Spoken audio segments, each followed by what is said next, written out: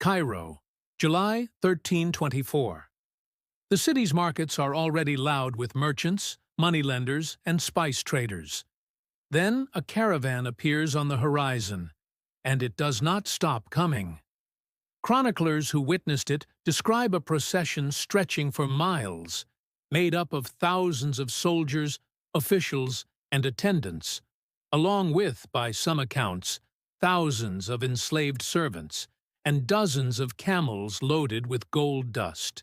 The exact numbers vary wildly between sources and were likely exaggerated even at the time, so treat any specific figure as an estimate, not a fact. At the center of it all walks a man in fine cloth, and everywhere he goes, his attendants hand out gold to anyone who asks.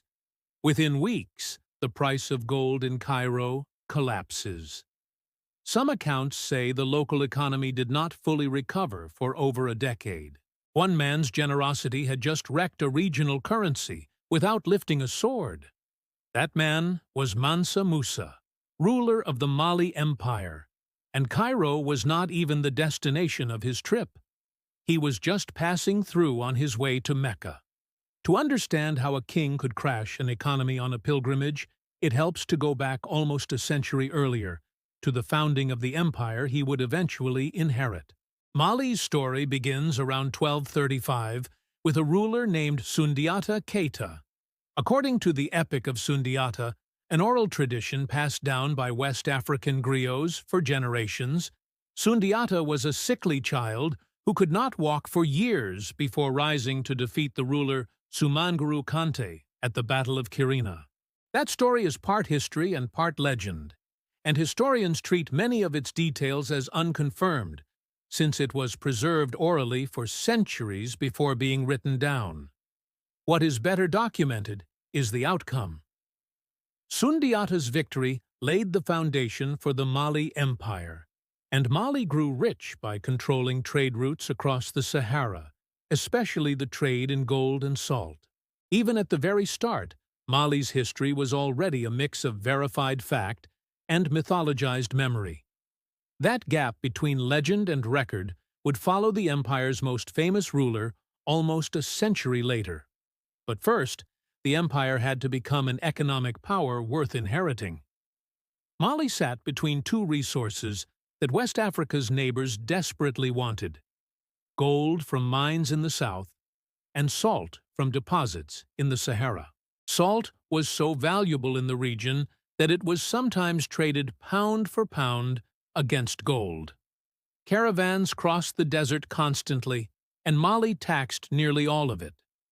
By the early 1300s, the empire controlled a share of the world's gold supply large enough to make it one of the wealthiest states on the planet, though exact production figures from this era do not survive and are only estimated by modern economic historians.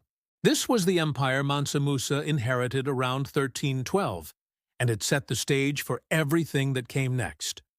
Musa did not take the throne through ordinary succession.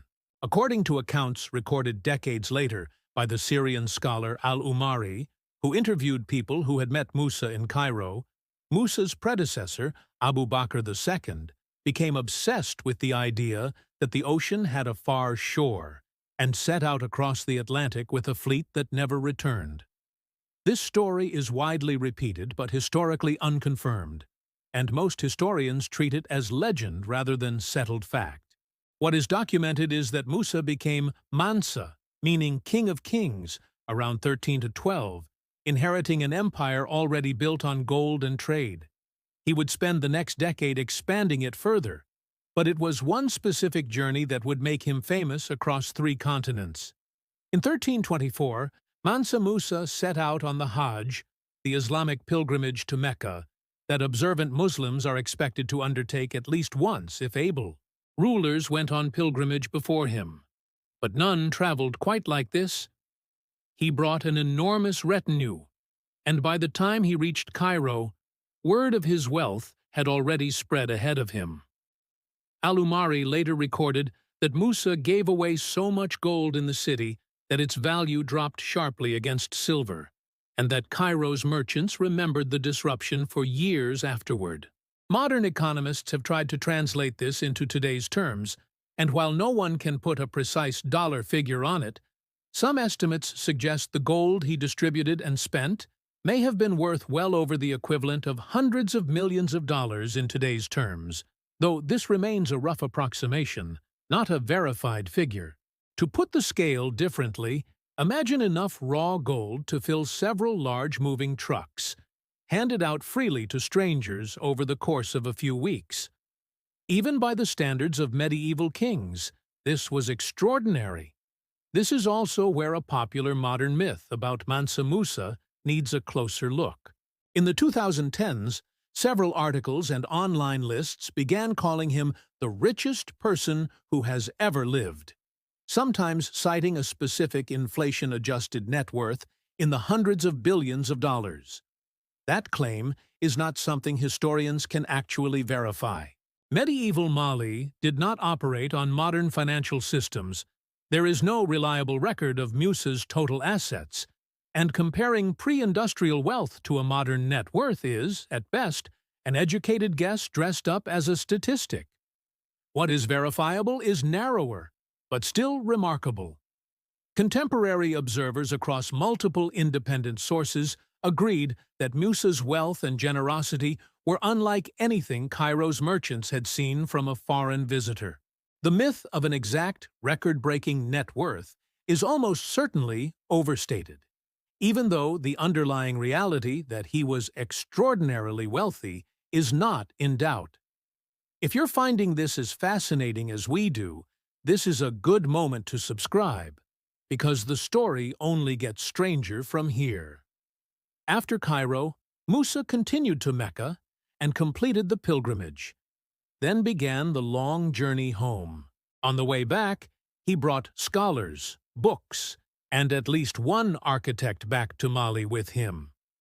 That architect was Abu Ishaq es-Saheli, believed to have come from Andalusia in present-day Spain. Es-Saheli is traditionally credited with helping design the Jinguereber Mosque in Timbuktu, though some historians note that later accounts may have exaggerated his personal role compared to local builders and existing regional architectural traditions. Whatever the precise division of credit, Timbuktu's skyline began to change, and so did its reputation. Word of Mali's wealth had already reached the Mediterranean world through Musa's stop in Cairo, and now map-makers took notice. By 1375, a Catalan mapmaker working in Majorca produced what's now called the Catalan Atlas, one of the most detailed European maps of its time. On it, seated on a throne in West Africa, is a crowned figure holding a large gold nugget, labeled as the richest and noblest king in all the land. That figure is widely believed to represent Mansa Musa. For the first time, a West African ruler had become recognizable enough that European cartographers put his likeness on a map of the known world. This was not a small thing in an era when most of Europe knew almost nothing concrete about the interior of Africa. But that fame abroad reveals something else about Musa's story, a pattern that shows up again and again. Mansa Musa became famous across the Islamic world and Europe largely through the eyes of outsiders, Arab chroniclers, Egyptian officials, and later European map-makers.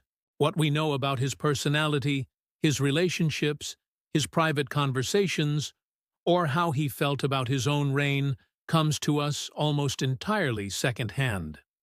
No surviving writing from Musa himself, in his own words, has been definitively confirmed to exist today. That means one of history's most famous kings is, in a strange way, also one of its most poorly documented as a person. His empire's wealth was recorded in exacting detail by people who met him. His inner life was recorded by almost no one. This same gap between public renown and private obscurity would follow Mali's story even after Musa's reign ended. Back home, Musa used his renewed international reputation and his religious credentials to strengthen his empire. Timbuktu grew into a center of Islamic scholarship, anchored by institutions connected to the Sankore Mosque, which developed into a hub of learning often referred to informally as a university, drawing scholars, students, and manuscripts from across West Africa and beyond. Many of the manuscripts produced and collected there over the following centuries covered subjects from astronomy to law to medicine. Some of the most striking findings from later research came not from grand palaces but from these libraries, quietly preserved for generations. Mali under Musa was not just a source of raw gold. It was becoming a source of ideas. That legacy would outlast the empire itself. Musa is generally believed to have died sometime around 1337, though the exact date is uncertain, and different historical sources disagree slightly. After his death, the empire he had strengthened began a slow and uneven decline. His son, Magan I, struggled to hold together the vast territory his father had expanded and stabilized. Over the following century, Mali gradually lost territory and influence, eventually eclipsed by the rising Songhai Empire to its east. The empire that had once flooded Cairo with gold slowly faded from the center of West African power. But its reputation and its story did not disappear with it. Centuries later, that story is still being rediscovered. In 2012, some of the ancient manuscripts housed in Timbuktu came under direct threat when armed extremist groups occupied the region and destroyed a number of historic sites and texts. In response, librarians, scholars, and residents worked to smuggle tens of thousands of manuscripts out of the city to safety, a documented rescue effort that drew international attention and highlighted just how much of West Africa's intellectual history had survived in those libraries since Musa's era. Digitization projects since then have worked to preserve and share that material more widely than ever before. In a very real sense, the scholarly tradition Musa helped seed in the 1320s is still being protected today. There's also a quieter present-day connection. Every time a modern economy worries about a market being flooded, whether it's gold, oil, or a currency, and prices collapsing as a result, it's describing, on a smaller scale, exactly what happened in Cairo in 1324. Mansa Musa may be one of the earliest well-documented examples in history of an individual's spending single-handedly destabilizing a regional economy. That is not a myth. That part actually happened, and economists still reference it as a striking historical case study. Picture Cairo again, in the summer of 1324. The gold is still moving from hand to hand in the market, prices are still falling, and merchants are still trying to understand what just happened to their city. At the center of it is Mansa Musa, a king whose wealth was thoroughly documented by the people who witnessed it, but whose inner life remains almost entirely unknown to us, even 7 centuries later. Does knowing that gap between his fame and his privacy change how you picture him?